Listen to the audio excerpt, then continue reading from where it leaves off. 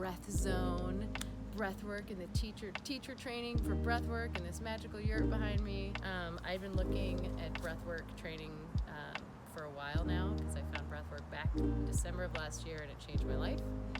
And when I met Rebecca, I knew that her voice and the way she teaches her classes, I was just very aligned with it. And so I immediately asked her, like, who did you get trained by? And she said, I'm doing a training, so it all worked out. And so this just felt very aligned and very perfect for me. The way Rebecca cares for people and people that work with her is unlike anyone else. You just feel 100% comforted, understood, and it's just such a well-rounded vibe. So it was like just getting a huge warm hug, not only from her, but from all the people that we did it with. I remember saying last night, I was like, this is the best weekend of my life for sure. And I've had a lot of great moments.